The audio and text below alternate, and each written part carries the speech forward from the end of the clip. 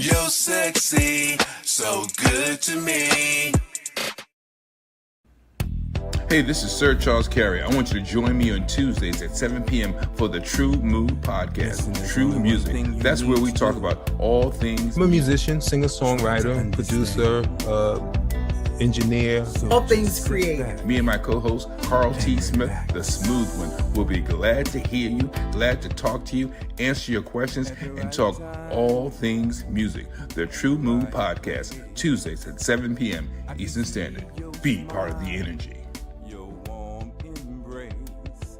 I can see that thing that makes men stop, stand still, all in denial, suffer loss of will.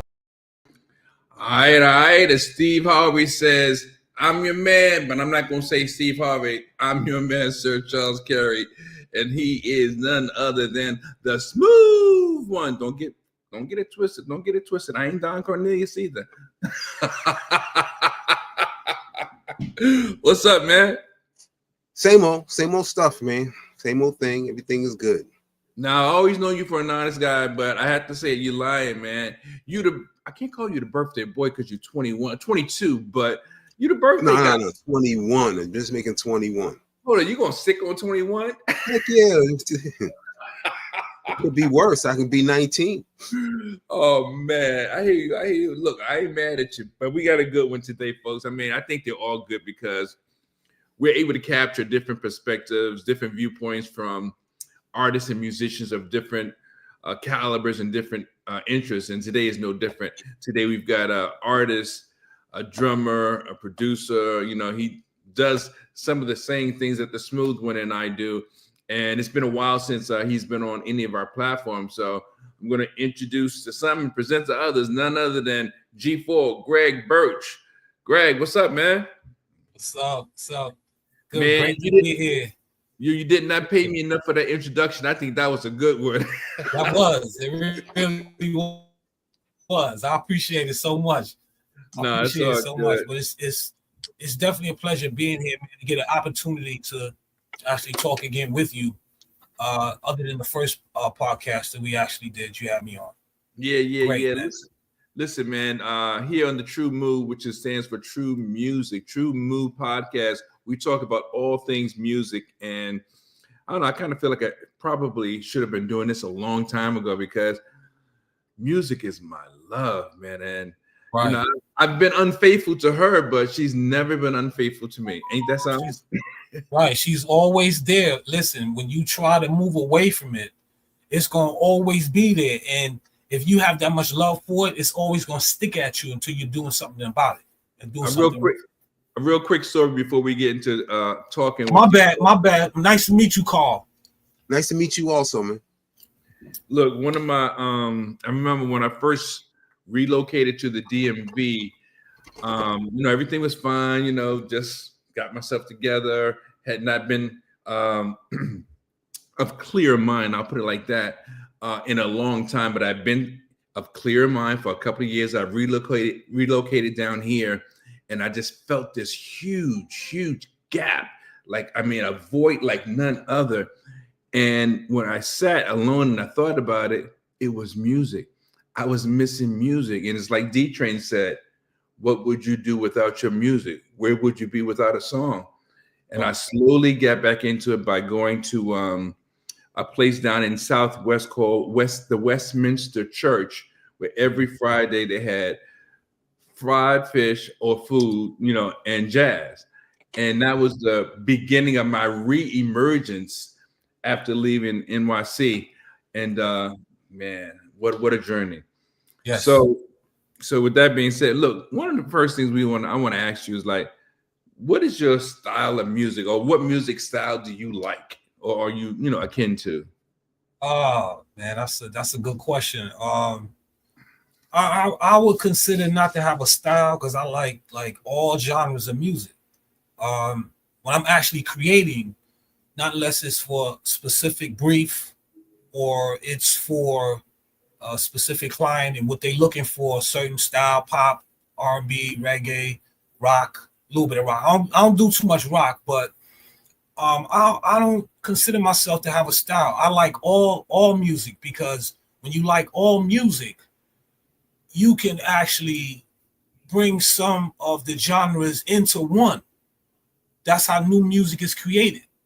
You know, I mean, you when you hear on the album, that's why on certain albums they have different producers, because one producer has a certain style or a certain niche. But you know, I can't really say, man, I really don't have no style. I learned that excuse me, I learned it a few years ago from a friend of mine named Ali, and Al Style. And he said to always try to be open-minded when it comes to music, because not unless you actually doing a brief or you doing a certain style of music or genre, it's always good to be open, because the client could switch up on you. So are you talking about from a composer's perspective? What about from a listener's perspective? Do you have a style that you like for yourself as a individual?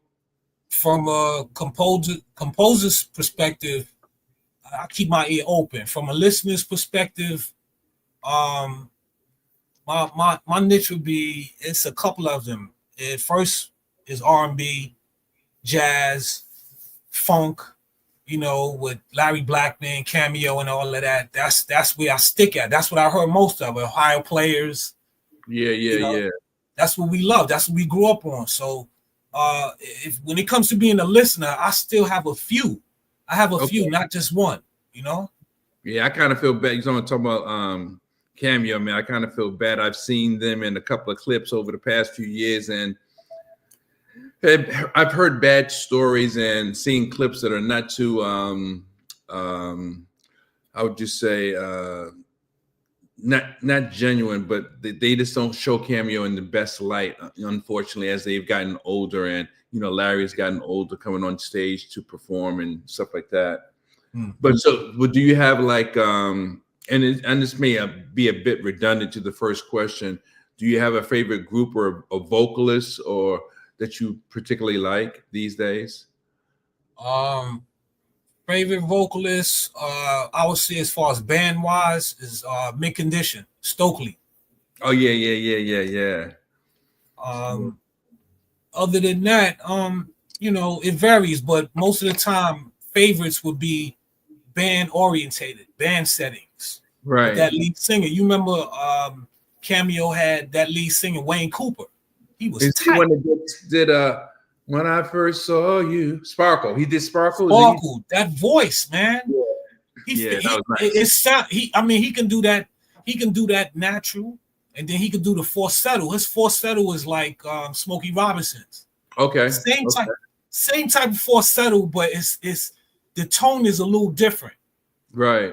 A little harsher than Smokey. But you know, Smokey is the man. Oh yeah, no doubt. He's in fact, he's on a podcast. I think last month with Tank and Jay Valentine. Oh yeah, I ran across that. Yeah. Hey Carl, what do you got for Gregg? So you play drums? Well, right now I'm an ex-drummer, but that was my first love. Yeah. Okay. Drums was my first love. I started out with drums first. And then I had a band situation years ago.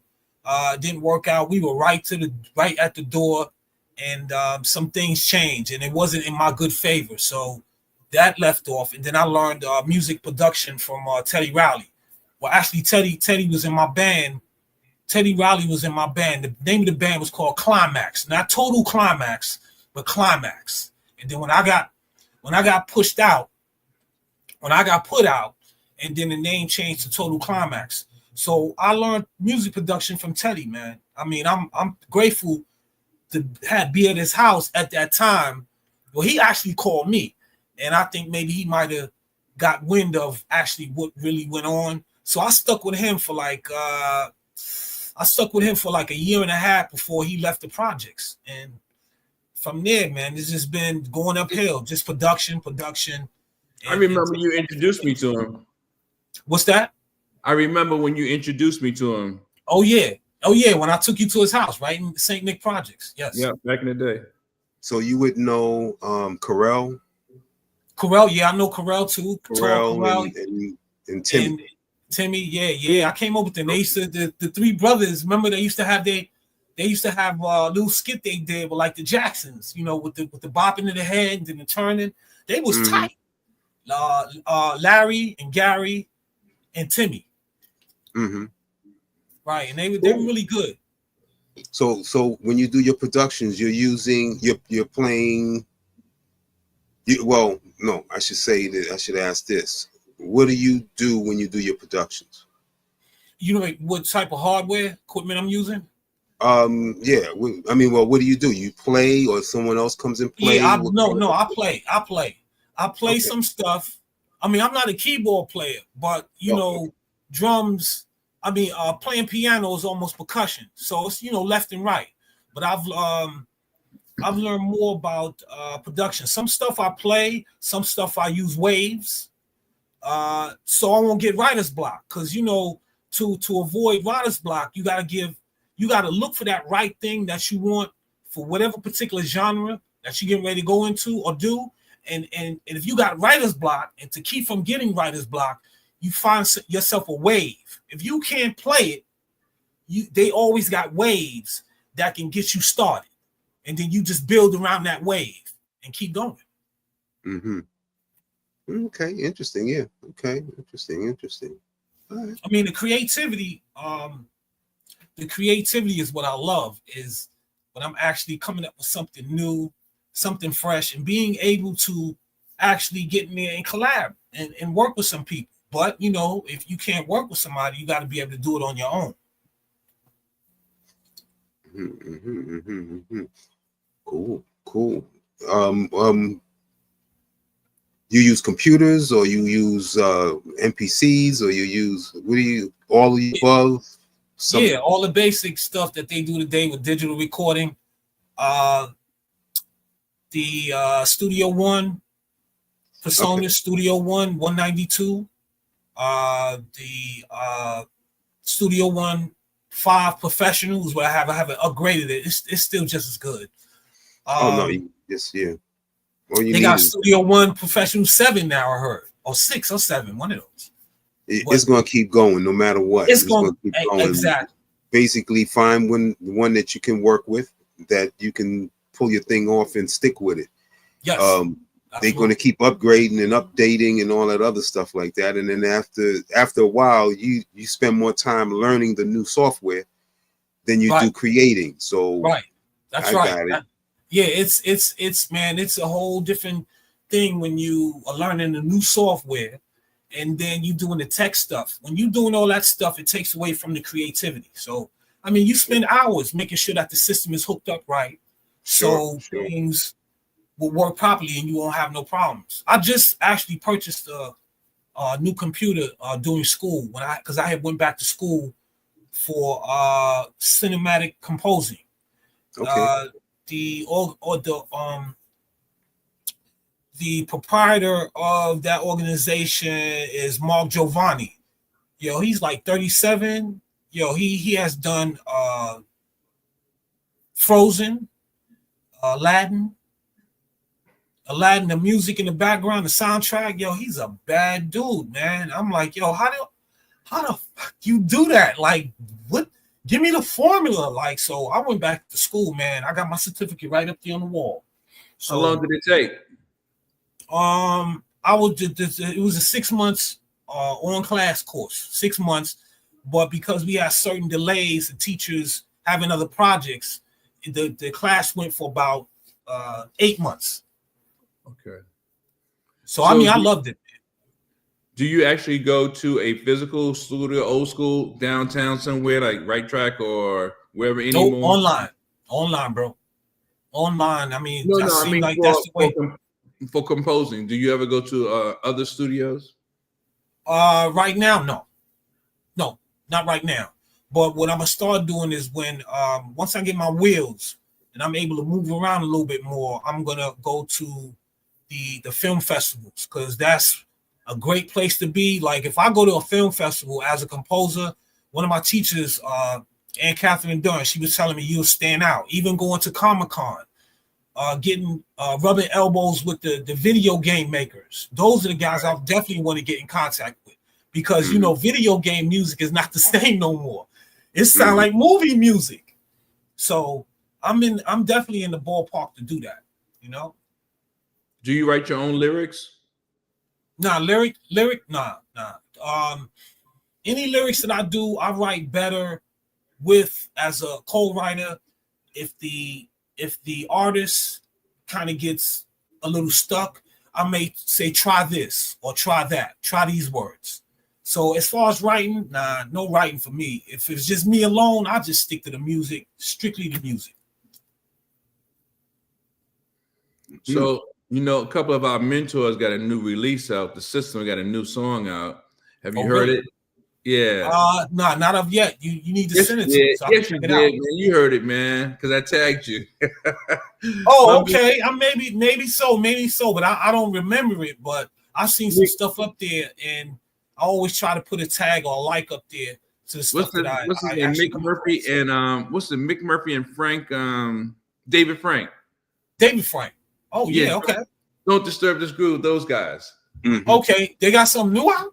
Yeah, and it sounds a little bit like Isley Brothers mixed with so I don't know. It's different though. I gotta hear it. I didn't. If I heard it, I didn't take a good listen to it, but I probably didn't listen to it. You know, but yeah, I need to get that and hear that because they were one of my favorite producers and groups with their sound. Because they came out with an original sound, new original sound. They brought tech to different heights, man. I mean, I love what they were doing. Yeah, right. They brought it to the next level with what they started out with. They took it to a next level, man. You're in my music system and all that. Yeah, all of that stuff. Yep. So, what were some of your what was some of your most positive experiences in the music industry? I actually helped out a few people. It was a guy named Alan N. Jones when I used to live in 128th Street. He actually wrote the song for Bobby Brown, "Spending Time." If you go search for Bobby Brown's album when he went solo, King of Stage album, King of Stage, right? Yes, a brother actually helped out. I actually just came from the publishing company, Almo Irving and Rondo Publishing. You know that one, Carl? What's that? I was asking Carl if he knew that track. What's the name of the track again? What's the name of that track again? Who is it? Oh man, I forgot already. You said it was on the King of Stage album. King of Stage. Yes. Spending Time. Oh yeah. I know the song. Yeah, Alan. When you see the credit on there, Alan N. Jones. He actually came to my house a day after I just came from Rondo, and I didn't get the deal that I was supposed to get because the guy I was dealing with. But he came to act. He said, "Man, I heard you doing some music, whatever, and maybe you could help me." I was like, "Yo, just take your stuff." He had 4 tracks. I said, "Take your stuff down to Almo Irvin as soon as you can because they looking for stuff." And he went down there the next day, and guess who he ran into? Larry Blackman. Oh, word. That was a coincidence because we were supposed to be signed to his label back at that time. Right. And he went down there, and he saw Larry, and he went right to him and said, "Hey, man, he told me the story when he came to my house the next day. He said that the guy, Larry, actually listened to his tracks. He liked one of them, and I was Spending Time. So I contribute a little bit to help people, but most of the time, you have to get people that are not going to say, "Oh, he's not in the business. I'm not going to listen to him. He don't know what he's talking about." Right. But that keeps them from actually chasing an opportunity that can happen for him. Fortunately, Alan didn't do that. I was like, "Yo, dude, go down there as soon as you can, and so you could get something to happen to you." But it's kind of ironic how he ran into Larry after we won the contest, and we didn't get a chance to fulfill that contract. 2-year recording contract. Didn't even get a chance to fulfill it. But I helped out some people, but sometimes you can only take a water to the horse. You can't make them drink it. Yeah. Hey, Carl, what was your you had a song on, was it Bobby's album or New Edition's album? You had a song you written on a couple of people's albums. Yeah, well, the music for New Edition's Competition. Okay. Was a song that I wrote with my ex way back, with the music that the music was, not the song. Okay. And then I did Whistle. Whistle had a couple of stuff that I worked with Kango. Quite a few different things that that I tried to do, Okay. So did you work on just the music, or you was in there on lyrics too? On which, well, on all on your those stuff, things, is it mostly music or lyrics as well? Lyrics as well, music and lyrics as well, depending on what it is. But a lot of those things, it was just music. But I got plenty other stuff with music and lyrics and production and a whole lot of other things also. Okay, that sounds great. Yeah. That's great. I'm sorry. Go ahead. No. You go. I want to hear what you say. What you gonna say? I actually got got a chance to record a song like a few years ago, and actually the song got placement on Song Trader. If you heard, it's a website that helps placement, and I actually got my first placement on Song Trader. The name of the song is called "I Need You," and it's by a young female named Bukola Bello. And that was my first placement, man. But it gave me so much confidence to keep going. I mean, I know what I'm doing. We as musicians and writers, we know what we're doing. We just got to get people to believe in what we're doing. And if they don't, we just got to keep searching for that door that we can open. So how many songs have you written? Like, I mean, I guess since you really got into it, Greg. As far as now, I haven't written any songs. Actually, for the last few years, I've actually wrote 2 songs because I was strictly on the music. But just recently, I just did a song with a young brother.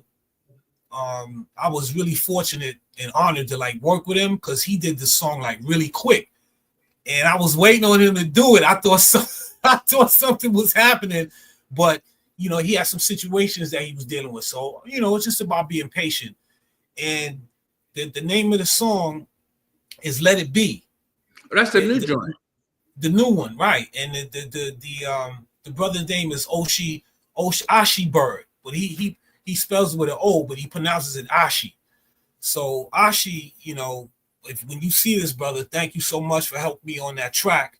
He wrote the lyrics to it. He did the singing and everything to it. And I definitely want to work with him again to try to get at least 2 more. But with a good song, one good song can go a long way. But you got to have other stuff to even to be as good and to back that up to keep going.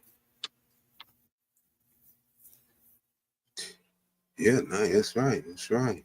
So do you pull together tracks for people to write against, or you just basically work on songs?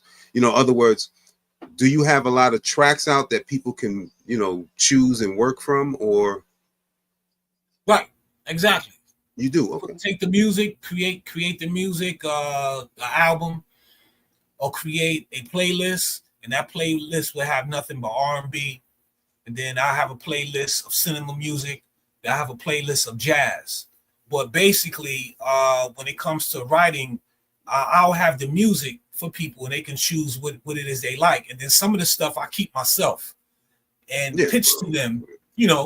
You keep certain things yourself. Whatever's on site you have, you take those songs and pitch those same songs to artists that it depends on what they're looking for. Right. And you keep going on that. Also, Charles, I was trying to get you earlier to look into this girls group. I was calling them H3. I was calling them H3 Rising, but they call. I seen one of their interviews. They call her Rising. Yeah. Just spelled the E like a 3. Yeah, So no I'm doubt. calling. I'm saying, if I get a chance to talk with them and meet with them, man, yo, they are fantastic. Yeah, they had great harmony. They harmony. Sorry. They harmony. Sorry, gentlemen. Sorry. They harmony is like off the chain. They sound like Destiny's Child, but I think they a step up because one of the young ladies in there, she actually took opera, and the other two girls, they learned from her. I mean that's the way to go. When somebody knows some stuff, and they can help you to be better. Y'all can all help each other to be better. So I love their work ethic. You need Charles. You need to check them out. Look into them. Like when you get a chance, look into them. I have. Yeah, I know we talked about them before. See if you could get a podcast with them, brother. Because I'm telling you, they from Australia, but it would be great. Like you have a new podcast. It would be great to lift them off the ground here in the States. Oh yeah. And plus, I sent their manager. I sent them. And I sent their manager 4 tracks. And actually, the manager heard it and he got back to me. He sent me an email and he loved it. He loved the stuff. It's just the minute clips of what they're doing on Instagram. And I put it in my system. I got it from IG. And then I took those and put it in my system. And then I just added my flavor under it. And I sent it to their manager of like 4 tracks. And they loved it. They loved it, but it's really nothing that he can do. I asked him if he could get me a placement with them. And they have 2 producers here, and one of them is named Tricky Stewart. Tricky Stewart. And this guy, he's a well-known producer, award-winning producer. I actually sent him an email just to try to touch base with him of what the work I've done for Horizon as submission. So they really tight. I would love to represent them here. I would love to represent them here in New York, man, because they tight. You ain't gonna nobody here sings no more here in America. We always hear rapping. I don't mind. I don't care about the rapping. Yeah. The rapping is great. So I love it. But even no more rapping with vocals. Remember they used to have, you sing and you do your thing, and they used to have the rapper come in and do his little thing for about 16 bars. They don't even have that no more. Everything is rap now. But it's cool. It's cool. But we gotta represent to bring that R&B back. We definitely got to bring the R&B back full. But I do think that they are leaning heavier towards the rap side. But I was going to ask you, so what was your impression about the Super Bowl performance with Oh Boy? Kendrick Lamar, that was great. He did his thing, man. I mean, some people went against it. It sent a certain message. But the performance was great. And I'm glad he got an opportunity to do it the way he did it. Yeah. I think it's great. You can't say no more than that. He did his thing. I think it's great when you've got good music, good stage presence, and a message all intertwined or interwoven that because a lot of the messages went over my head, to be honest with you. I had to learn the messages after the performance. And then I said, okay. I mean, it didn't make me like it any less or any better. I just thought it was very clever on how he was presenting it. And I thought it was really a big moment for hip hop, even though I know there are a lot of hip hop artists and musicians or producers that did not like the performance, which I'm like blown away why they wouldn't have liked it. But, I thought it was a good job. I know. And Carl loves hip hop, so he was all in. He was dialed in 100%. Say what? What you say what? Smooth. Yeah, MC Smooth and the Hizzy. Yeah, right. Yeah, okay. We saw you in that picture with the white hat on the other day. Yeah, we already know. Oh yeah, well, yeah, that was a one-time shot. Me messing around with that guy, man. But he wanted me to. Good. to do it again, and I was like, nah, you know. Look, Cole was on the road with Leon. You know the actor from the Five Heartbeats? Greg. Yeah. You know the actor Yeah. I'm talking about?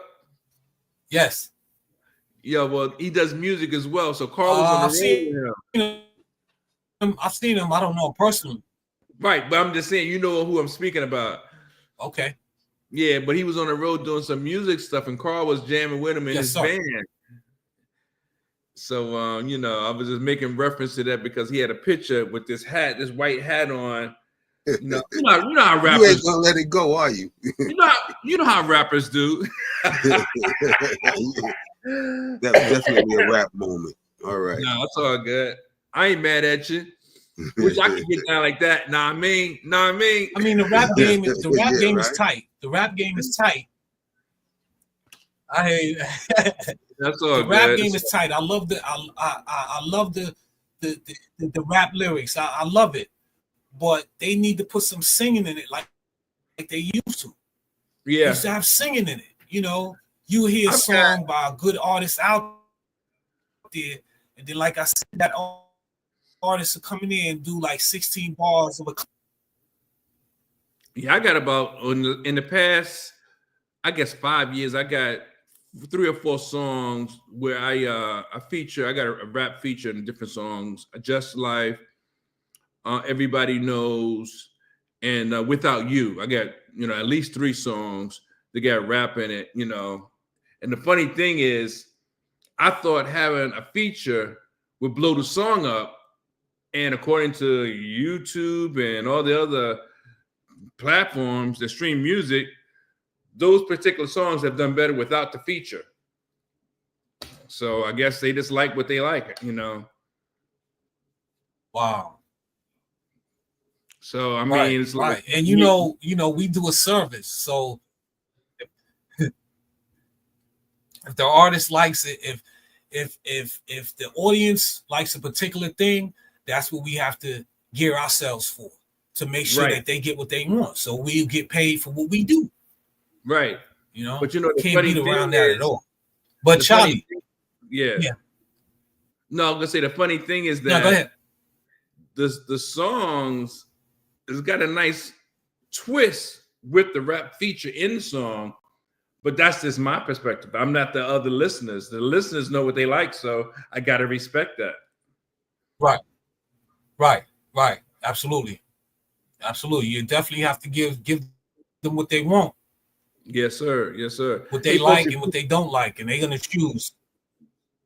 Folks, if you're just chiming in or if you're watching the replay, this is the Tru-Mu podcast where we talk about all things music.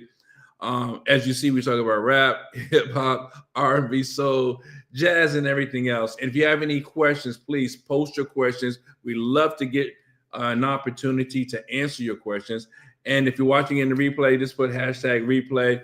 Still ask your questions.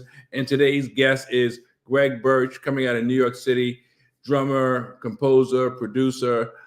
He's been in the game for quite some time. So we're honored to have him here with us today. If you have questions for him, also put your questions or comments in the post. And if you're an artist and you're interested in coming on the show, please, by all means, let us know that as well. So what's next for you, Greg?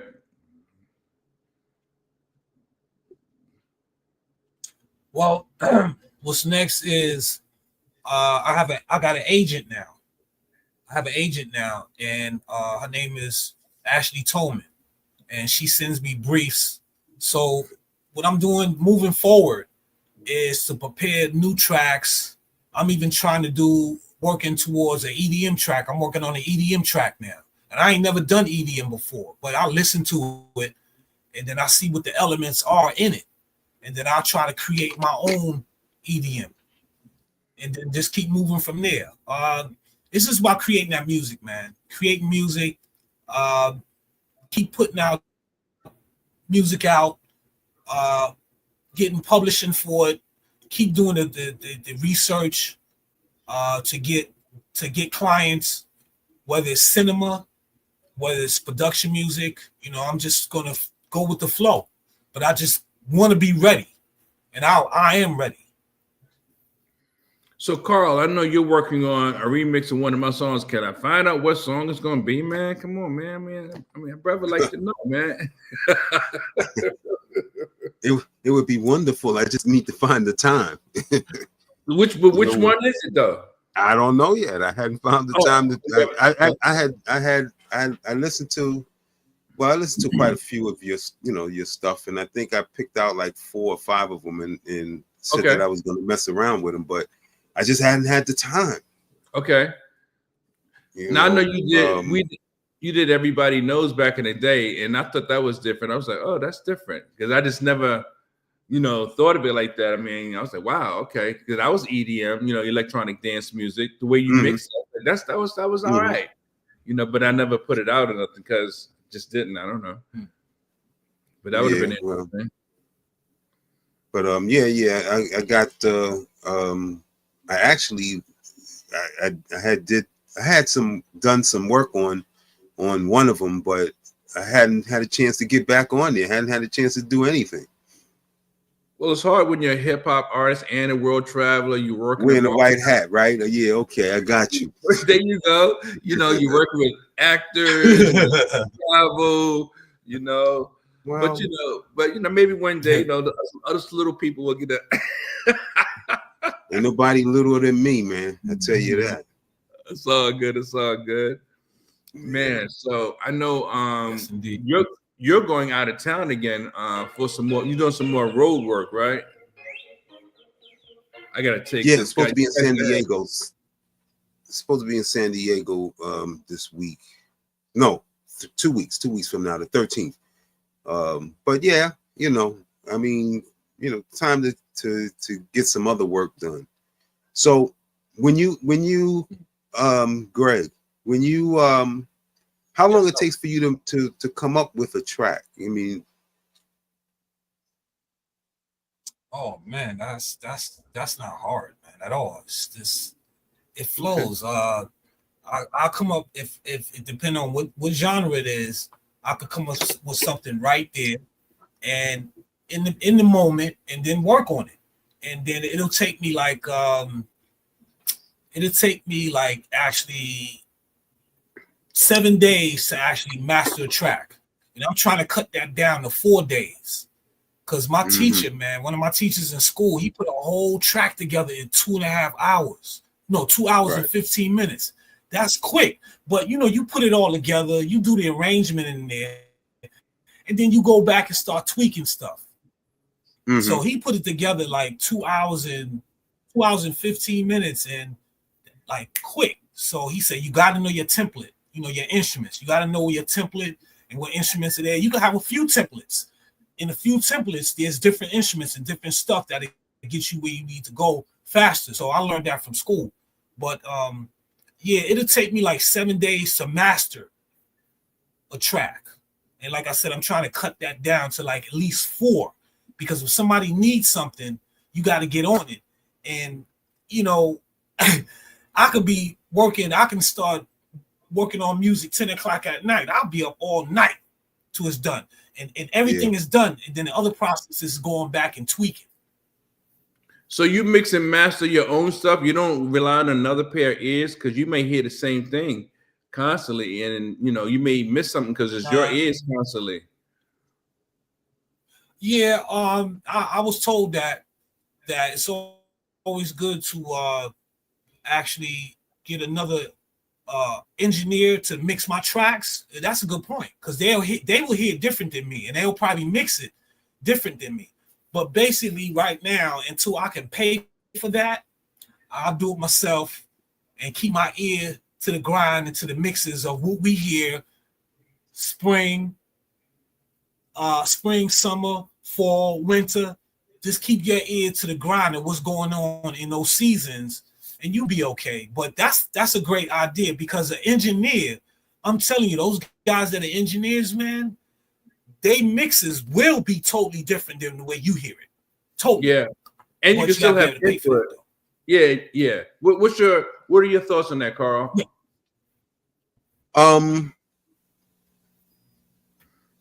Conflicting thoughts for me. Because one is, yes, you can get a different perspective. It's just like there's been many times where we spent months in the studio and came out with a song, came out with a song and stuff, and you sent it to the master lab or you sent it to whatever, and they sucked the life out of it. You know, I used to hang up in Brunswick Records, and people would come in with their demos, and the demos were fantastic. They would give them a budget, and then they would go and do the recording, and when they came back, first of all, their demos was, done maybe at a lower studio, or in their home or something like that, but they go and do supposedly the real thing, and it loses its whole vibe and its whole sound and is in the pump. So sometimes it's good, and then sometimes it's good that you do it, especially if you can do it as you go. Yeah. If you mix, if you record and you mix and you know how to get the sounds as you go, the sounds and everything would be leveled and blend however you want it, but you would be able to have a finished product when you finish the whole thing. So sometimes by yourself is the best way to go. True. Agreed. Mm-hmm. Yeah. True. I've always got to have a voice though. Whenever, if I'm going to an engineer to have something mixed, remixed, mastered, the majority of the times I've had some input because, like you said, you don't want someone to suck the life out of your track, and then you walking away, especially after paying, and you walking away paying and unhappy. Oh my God, I couldn't handle that. Yeah. And it's just that it's better to have, you can afford to do it. Well, just also is what happens is you have a vision in mind, and that vision is, it's like a painting. You have a painting that is in mind that people really would like, and usually if you like it, there are a million other people who like it. When someone puts their stamp on it, well, that changes. Now, those million people that you had that like what you had is not really keen on that particular, painting that you had. So therefore, now you looking for people in a whole nother pool that are like the new painting. You know what I'm saying? So sometimes it's just better to stick with what you got. Yeah, that's true too. Especially if you got it. I mean, I've heard some stuff and was like, yo, this is slamming. When they came back with the finished product, I was like, well, what song is that? It was still slamming. it slammed. You know what I'm saying? It's like, what song is that? That's not what you came here with. That kind of stuff like that. Right. Yeah, I was always taught. Teddy told me to. He said, anytime you're presenting something to somebody, always have everything right up front in their face. So it's hitting hard. It's got that punch. Feels good, but have it right there in their face so they can hear everything. But just like Carl was saying, once another engineer does it, they start to take away the stuff that was out front. And then it doesn't sound the same way as it did before. And then there's a different audience choosing the different mix, which is not yours. Right. So yeah, we got a promo for the upcoming event. We got an event coming up on March 21st called the True Lovers Tour. And I'm excited about it because of several reasons. We've got a really great lineup, a good roster. We've got DC's own Smoke D, Tawanda Prince, John R. Lewis, yours truly, the Smooth One. And I'll be opening up, headlining on the 21st. We're going to play a little promo for those of you that are able to come. If you're in the DMV area, if you got family in the DMV, come on down and party with us. We're going to do the thing like it's supposed to be done and it's going to sound a little bit like this. Enterprises presents the show of all shows. We're going to do it one more time. MPK Cabaret, 5050 Beach Place. Be there or you will miss Sir Charles Carey. The Smooth One, Carl T. Smith. Soul City Collective, John R. Lewis, Tawanda Prince, and DC's own Smoke D for the True Lovers Tour. You've got to be there. MPK Cabaret, 5050 Beach Place. Be there or you will miss all the love to go around. So that's it, folks. 5050 Beach Place, Temple Hills, Maryland, March 21st from 6 to 10. You got free parking. There's going to be refreshments and live entertainment. What more can you ask for? And I mean, I know we're asking for a ton of money, but if $20 is a lot to you, then you deserve to get this performance right up front. And we're really excited about it because it's also going to be a live taping. So come on down, check out the show. You won't be disappointed.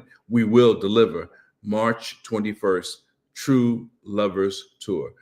So with that being said, we were talking about the recording and the mixing, mastering process. And, I agree with both of you guys. It might work, it might not work.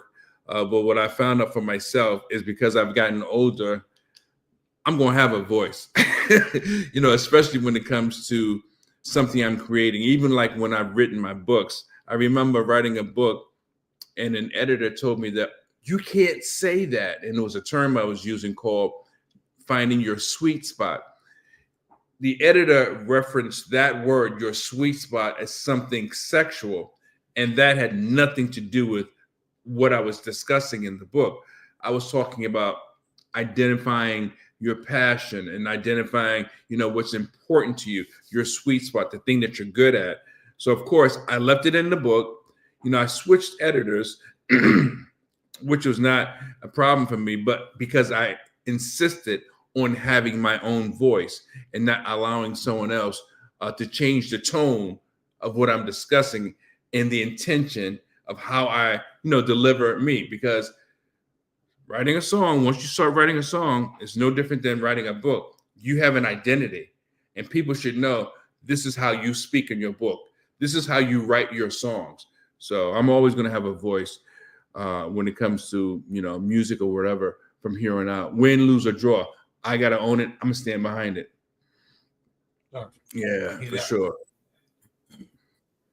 So now that you got an agent and you kind of keeping yourself busy, that's a great thing, man. I think for myself, I'm working on not only these events, but I got another event coming up on May 24th at the Rafael Hernandez Auditorium. I'll be opening up for the Smooth One.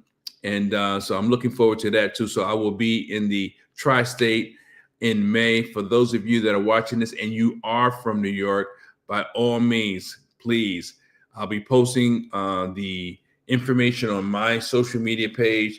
I know Carl's posting and will be posting the information on his page. Coming out, we'd love to see you at the Rafael Hernandez Auditorium. I believe it's on Fox Street, Bronx, New York. Get the details, show up. We're going to have a great time. I'm looking forward to it. Bringing it back home. Coming down to the Bronx. Yeah, no doubt. Or coming up to the Bronx from where you at, huh? Yeah. No doubt. But with that being said, there's another comment. Let's see, what is this? What is it? Okay. Okay. Gigi, all right. Thank you for coming through, Gigi. But with that being said, folks, this has been the Tru-Mu podcast. Thank you for your time. We always appreciate you. And once again, if you have any comments, please post your comments in the feed. We will get back to you. We love your comments, your questions, whatever it may be. And remember, you got to be part of the energy. That's the name of the game. Your voice needs to be heard. Your input is definitely desired. Be part of the energy. Yes, indeed. Until next time. Thank you, Charlie. I appreciate it. Thank you so much for inviting me once again, man. And I'll be open to do a podcast with you anytime, man. Just let me know. Man, lay for that. Bring me on next time. bring me on your platform. Hey, this is Sir Charles Carey. I want you to join me on